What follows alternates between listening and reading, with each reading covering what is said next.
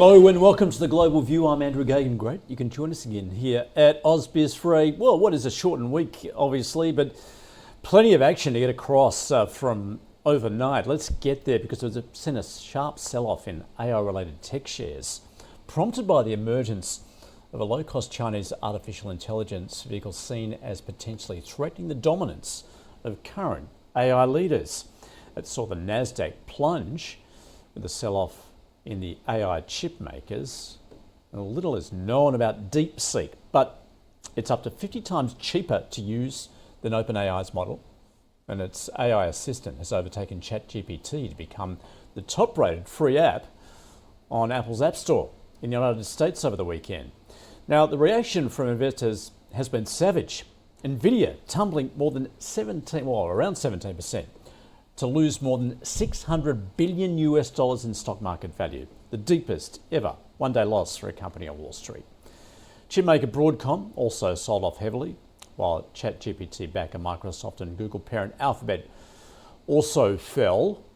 And the sell-off comes as investors await earnings from Microsoft, Meta, Apple and Tesla later this week. AI server maker Dell also tumbled, along with data center operators such as Digital Realty. And crypto-related stocks were also hit, Iris Energy among them, also Mara and Coinbase. So investors selling tech stocks and seeking the safety in bonds. That sent US Treasury yields tumbling to multi-week lows. The yield on the 10-year Treasury note falling to a 4-week low at 4.55. The 2-year fell to its lowest level in 7 weeks at around 4.21%. And the US dollar has eased, with the Japanese yen and Swiss franc gaining against the major currencies. The Aussie dollar is at around 62.9 US cents. And the tech sell-off prompted similar moves in the crypto space, with Bitcoin down to below 102,000 US dollars. Commodities also suffering. Oil prices fell about 3% to a 2-week low, pressured by losses in tech and energy stocks. Brent futures falling $2 to $76 a barrel. Copper down 2%. Iron ore little change at $104 US a ton. And the gold price retreated from near record highs seen in the last session as investors liquidated bullion positions, along with a broader market sell-off. Spot gold down 1% at $2,741 an ounce. So let's unpack all that movement and drama we've seen on Wall Street. Steve Sosnick joining us from Interactive Brokers. Steve, very good to catch up with you again. So what is going on here? It's a disruptor disrupting the disruptors, and that's disrupted the market, hasn't it? Well played, Andrew. Great to have you back. I hope you had a good holiday weekend. It was definitely a day, the day that sort of came out of nowhere. One of the things that had concerned me late last week was the relative level of complacency that we'd seen in the U.S. market. With the VIX stubbornly with a 14 or 15 handle ahead of a period that promised to have a lot of volatility. You mentioned the tech earnings this week. We have a Fed meeting this week. We've got the potential implementation of tariffs on February 1st against some of our biggest trading partners. And yet somehow the market seemed quite complacent. And I think that contributed a lot to the sell-off today. I think the DeepSeek news had been bubbling under the surface for a few days or maybe even a couple of weeks, but it really didn't come to the fore until pretty much late last week. And I think people really thought about what the ramifications were, and they really hit all of a sudden. But when we unpack what's going on here is we've gotten very used to what I would call the ChatGPT model. That's really what spurred the whole gold rush into AI. And that was predicated on large data centers and a lot of energy consumption. And, as everybody sort of knows, when there's a gold rush, it's usually best to invest in the providers of the picks and shovels.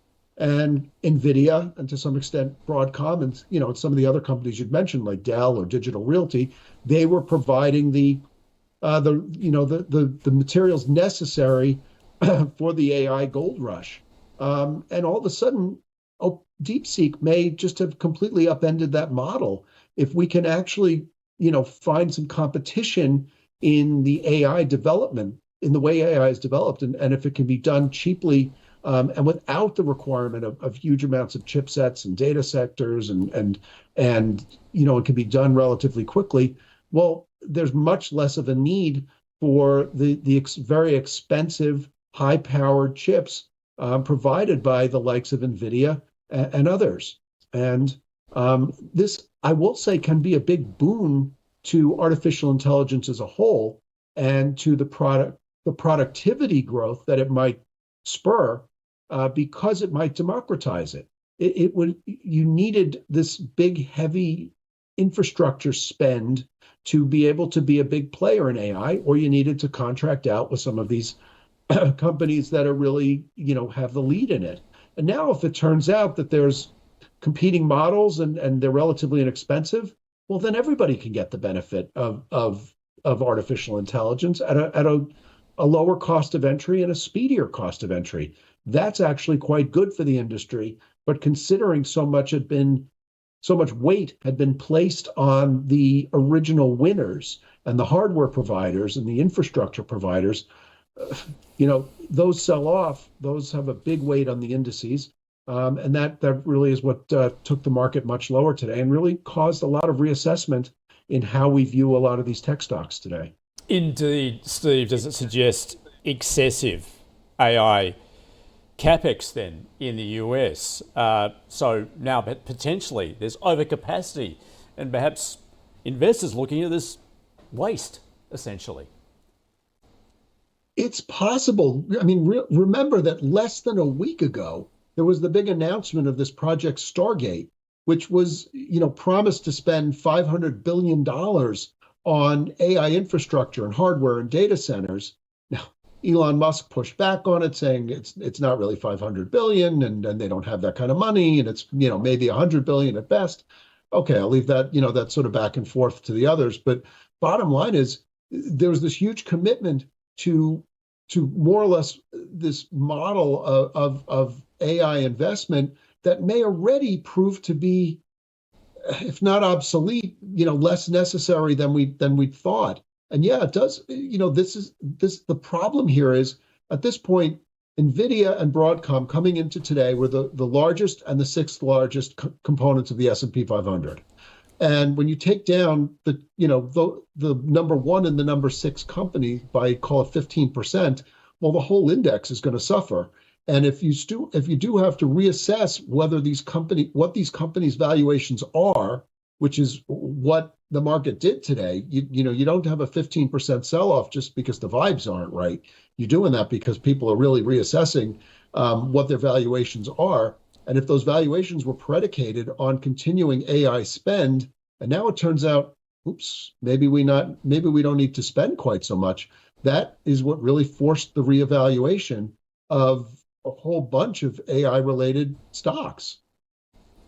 But as we well know, markets tend to shoot first and ask questions later. Has there been a proper evaluation, though, of what we're seeing out of China for DeepSeek? Well, my comment about that is traders react, investors consider. So I think we'll see a bit more. We'll learn a bit more whether today was a blip, a turning point, or an inflection point over the coming days. My gut is inflection point in that it reevaluates. We're forced to reevaluate AI and how we approach it, rather than just sort of invalidating the AI spend altogether. But part of the other problem is the fact that this came out of China. There's political issues involved with this that I think are unique to the fact, than had this come out of Australia or Canada or Germany or something of that nature, because it echoes a lot of the the commentary or xenophobia or concerns, however you want to refer to it, that we saw with the whole TikTok debate. And this is just an echo of that. So I think there's a whole other layer of angst on top of it. We can't really verify their claims as to whether about whether they really did it for as little money as suggested, or as quick of a time frame as suggested, because there isn't that level of transparency. And so that adds to the mix.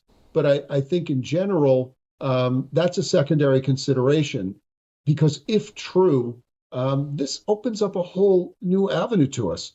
the analogy that I gave today was, thinking back to the internet era of the late 90s, early 2000s. The internet proved to be as consequential and as big of a productivity booster as even the biggest proponents thought it would be, lived up to all those expectations. But yet it didn't live up to the market expectations. Why? Because when you think about it, we were doing our programming on Sun Microsystems in Unix and other things. We were using compact computers. We were searching the internet with Yahoo. We were using Netscape as our browser. Meanwhile, Google and Facebook, now Alphabet and Meta, didn't exist. And those are probably two of the most profitable users of the internet of all, and yet they weren't around then. Amazon was a favored darling, and they actually lived up to it. But we could be in a situation now where we're finding out that the best, the companies that will drive AI are being developed in someone's garage or dormitory room right now, because this may change the whole scope of how it is. And one of my friends texted me this morning and said, "Where's the moat?"